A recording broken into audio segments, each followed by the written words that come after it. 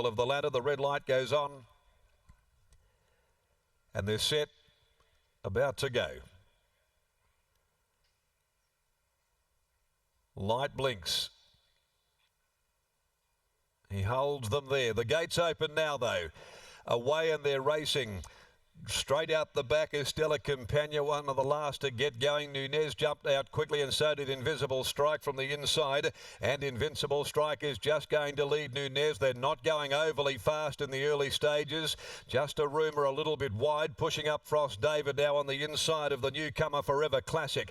They're hacking along through the early part of proceedings. A length away then, Peace Inventor.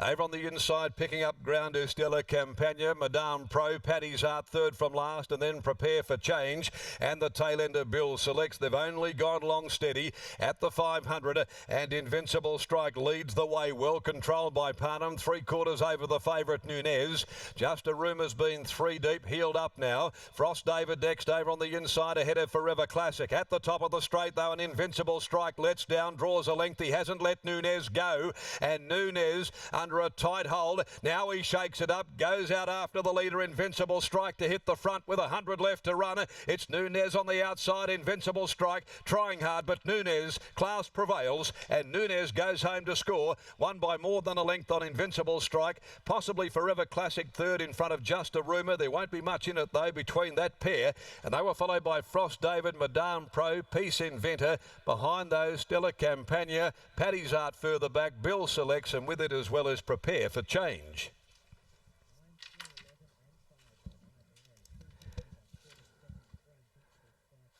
9 Nunez, Sean O'Donnell first.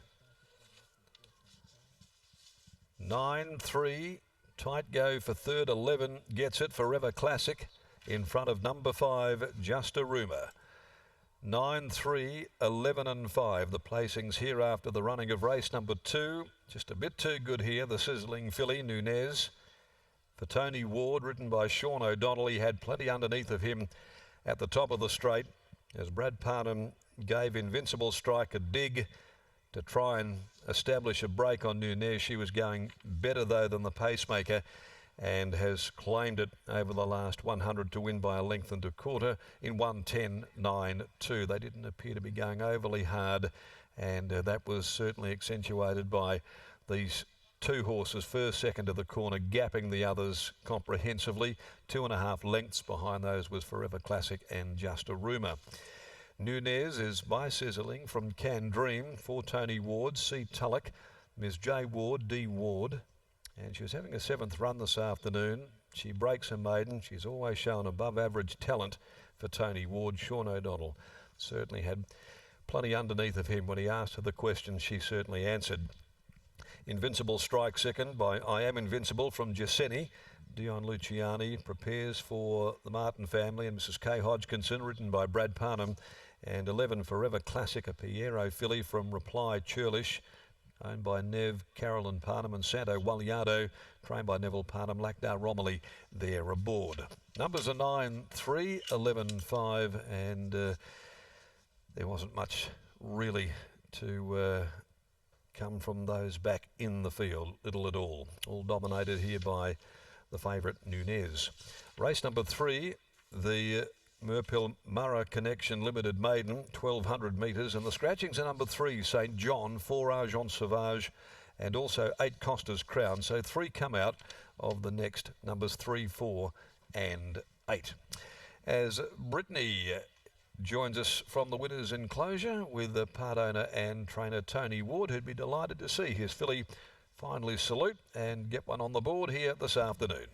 That's right, Darren. It's funny you say finally, and it does feel that way with Nunez, despite only being a 3-year-old filly at her 7th start. I think most people would be happy with that. But Tony, I guess she's one that I remember when she was on debut, there was a lot of chitter-chatter about it, and you probably thought you would get a win as a 2-year-old. I did at first, but she has developed a lot since then, and I still think she's got some more to come.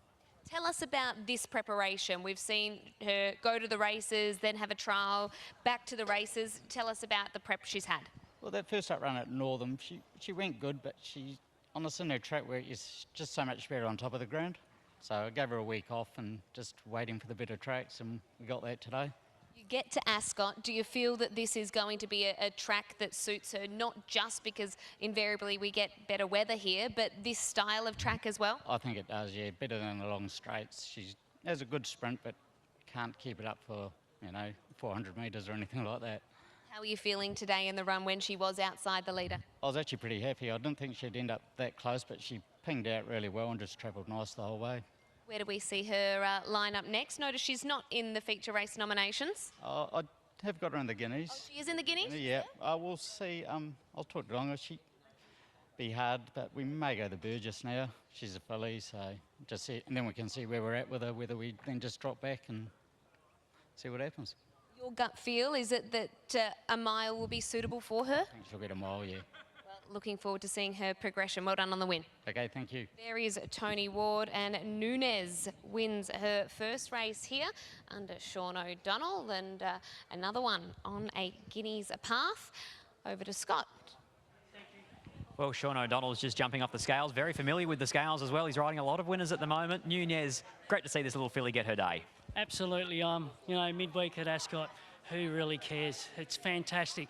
Great for the bunch of owners, Tony and myself. We all know she goes okay, but we haven't had a lot of luck here or there. Northam got called off the other day, but gee, wasn't she on fire today? She bounced and lobbed outside the leader, which was perfect. I was going to try and 1-1, but straight away I said, no, leave that. We'll sit here.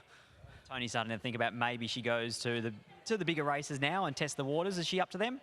Well, you never know unless you give it a go. And, she won all right today. And, look, she ran second to, what was it?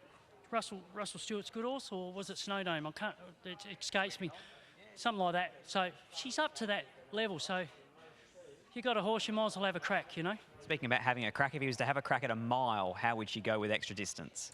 I think if you did that, you might have to take the blinkers off just so she relaxed a bit, even though she wasn't fierce today, but she was primed for today for the short one. So, but that's something Tony and I will work out and sort out. So it was good to get a win. And I'd like to thank my daughter, Jan, and Luke, who jumps on her now and then, and Siobhan when I'm too busy or tired. I don't know, one of those. But, yeah, great effort and love to my wife. Thank you. Congratulations. Thanks, buddy. There is Sean O'Donnell, wins aboard NUNES there for Tony Ward, and looking forward to seeing how this filly measures up in a Burgess Queen, hopefully en route to a Guineas. They only paid $4,500 for her, so what a story she has been. NUNES takes out race number 2.